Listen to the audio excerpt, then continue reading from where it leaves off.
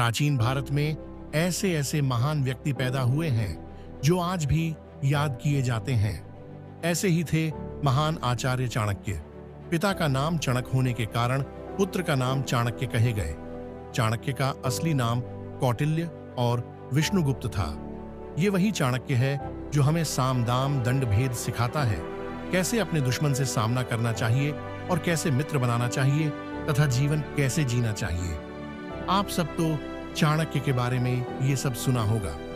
तो आइए समझते हैं आखिर चाणक्य का जन्म कहाँ हुआ और कब हुआ, चाणक्य की मृत्यु कब हुई और कहाँ हुई, आखिर आचार्य चाणक्य की मृत्यु कैसे हुई, आचार्य चाणक्य की मृत्यु क्यों हुई। माना जाता है कि आचार्य चाणक्य का जन्म 375 ईसा पूर्व में हुआ था। कुछ विद्वानों के अनुसार चाणक्य का जन्म पंजाब के चणक क्षेत्र में हुआ था, अर्थात आज का चंडीगढ़, जबकि कुछ विद्वान मानते हैं कि उनका जन्म दक्षिण भारत में हुआ था। आचार्य चाणक्य का मृत्यु 283 ईसा पूर्व में पटना में हुआ था।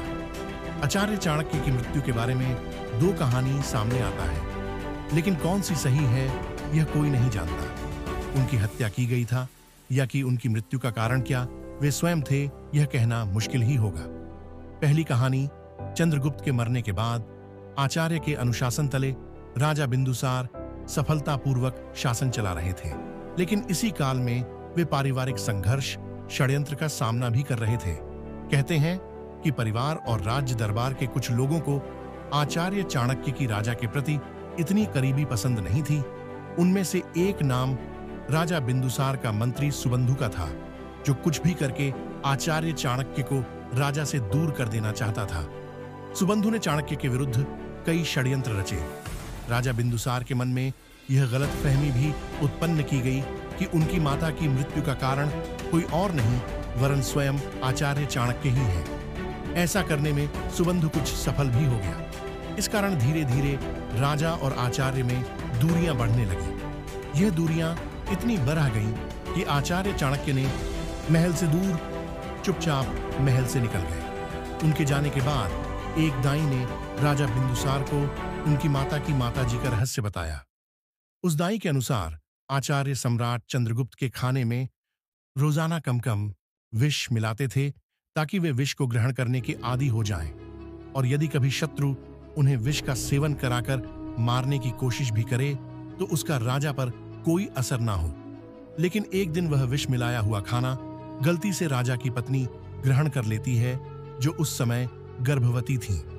विष से पूरित खाना खाते ही उनकी तबीयत बिगड़ने लगती है, और जब आचार्य को इस बात का पता चला तो वे तुरंत रानी के गर्भ को काटकर उसमें से शिशु को बाहर निकाल लेते हैं और इस तरह राजा के वंश की रक्षा करते हैं।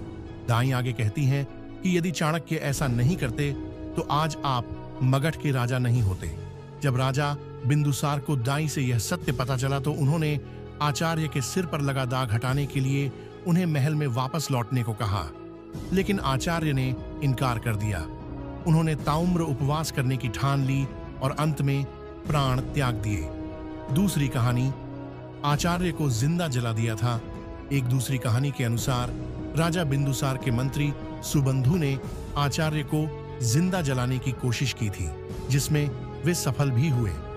हालांकि ऐतिहासिक तथ्यों के अनुसार आचार्य चाणक्य ने खुद प्राण त्यागे थे